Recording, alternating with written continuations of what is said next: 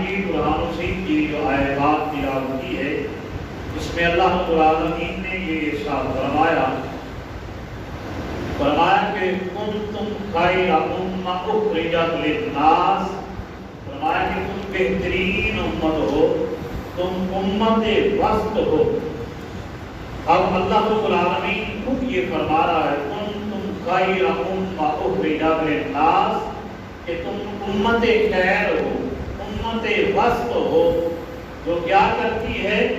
لوگوں کو بھلائی کی طرف بلاتی ہے اور برائی سے روکتی ہے۔ اب قرآن کی یہ جو آیات ہے یہ بھی استدلال کرتی ہے کہ ہم کیا ہیں، آخری امت ہیں، لیکن آیت میں لفظ ہے کہ امت وسط ہیں۔ تو آقا کونین صلی اللہ تعالی علیہ وآلہ وسلم نے خود یہ فرمایا کہ تم آخری امت ہو اور میں آخری نبی ہوں، میرے جیسا نبی کوئی نہیں اور تمہارے جیسی امت کوئی نہیں ہے۔ اب اللہ رب العالمین نے یہ ارشاد کو فرما دیا، پہلے نمبر پر یہ یاد رہے کہ عقیدہ ختم نبوت جو ہے یہ ایمان کی عقائد ہے، بنیادی عقائد میں سے انتہائی اہم عقیدہ ہے کہ جس طرح عقیدہ توحید پر ایمان رکھنا ضروری ہے، اسی طرح عقیدہ ختم نبوت پر ایمان رکھنا بھی ضروری ہے۔ اگر عقیدہ توحید پر ہم ایمان نہیں رکھتے، کسی اور کو خدا مانتے ہیں تو بندہ دار اسلام سے خارج ہو جاتا ہے۔ اسی طرح آقا کونین صلی اللہ علیہ وآلہ وسلم کے بعد کسی اور نبی، کسی اور شخص کو نبی ماننے سے بھی بندہ دار اسلام سے خارج ہو جاتا ہے، وہ اسلام والا رہتا ہی نہیں ہے، ایمان میں داخل ہو ہی نہیں سکتا۔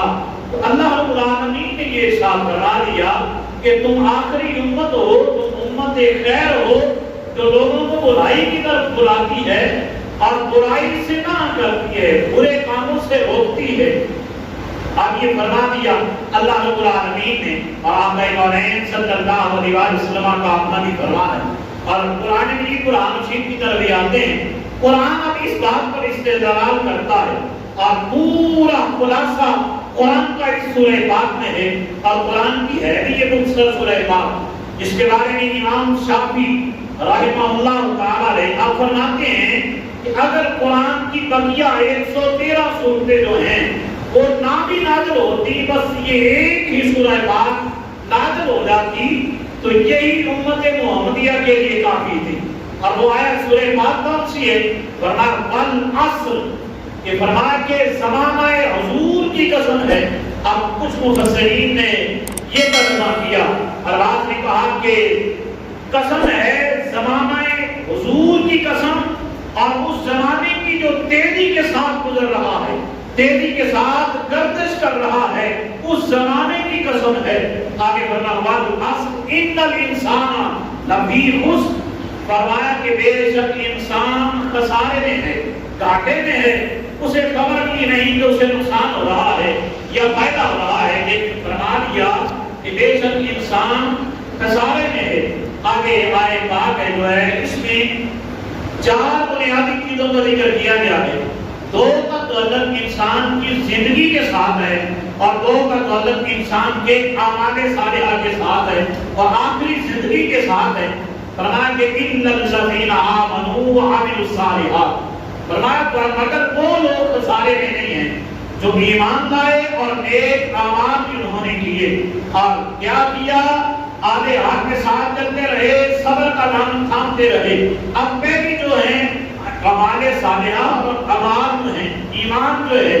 ان دونوں صفتوں کا،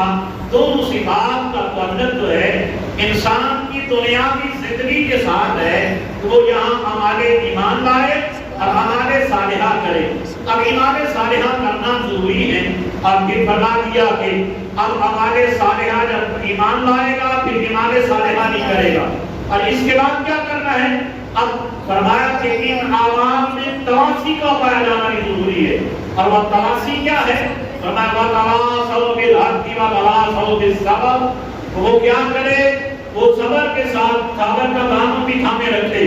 اور اہل حق کا ساتھ بھی دے، تواصی کے ساتھ۔ یہ جو حق پر چلنے والے ہیں ان کا ساتھ بھی دے، ان کے ساتھ چلے،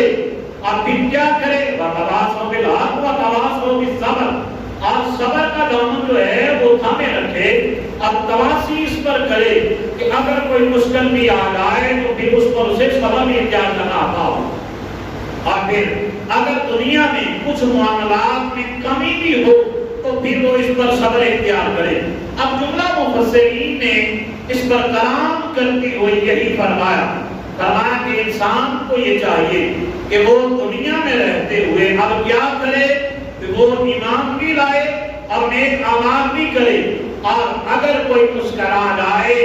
اور یہ اب میدان میں بات آ جائے، اب لوگ کہتے ہیں یہ حق والے کون ہیں؟ ہم یہ عقیدہ ختم نبوت میں پچھلے جمعہ بھی ہم نے بیان کیا تھا، اور فرمایا کہ حق یہ ہے کہ بندہ ایمان والوں کے ساتھ مومنوں کے ساتھ کھڑا ہو، اور پھر یہ ایک صفت بھی بیان فرمائی گئی ہے کہ ایمان والا وہ ہے کہ فرمایا کہ کنتم خیر امۃ اخرجت للناس، کہ یہ وہ امت ہے جو خیر کی دعوت دیتی ہے۔ اب خیر کی دعوت دینے کے ساتھ ساتھ اب اس امت کو یہ دعوت ہے، یہ اختیار کیا گیا ہے کہ یہ خیر کے ساتھ چلے، لوگوں کو جہنم سے نکال کے جنت کی طرف لے جانے والی ہو، لوگوں کو جہنم سے آزاد کرے اور جنت کی طرف لے کے جائے۔ اب آقا کونین صلی اللہ علیہ وآلہ وسلم نے یہ تو ارشاد فرمایا ہے، اور سرکار کا خود اپنا فرمان ہے، لوگوں دوسروں کی رہنمائی کرو، جہنم سے نکالو اور انہیں جنت کی طرف لے کے جاؤ، جنت کی طرف لے جانے والے ہمارے صالحات کی طرف ان کی رہنمائی کرو۔ اب یہاں یہ فرمایا، اب قرآن پاک کی دوسری صورت کی طرف آتے ہیں، یہاں پر یہ فرمایا کہ تواصی کریں حق کے ساتھ اور صبر کے ساتھ۔ قرآن پاک میں سورۃ النمل ہے، اب پوری سورت ہے، اس میں اور بھی بہت سارے واقعات ہیں، بے شمار اور بھی مضامین جو سورہ پاک کے اندر ہیں، لیکن اللہ رب العالمین نے اس سورہ پاک کا نام چیونٹی کے نام پر رکھ دیا کہ سورۃ النمل ہے، اور قرآن میں ایک لفظ ہے اسی سورہ پاک میں قالت النمل، قالت نملۃ، یہ چیونٹی نے کہا، کن سے؟ اس نے کہا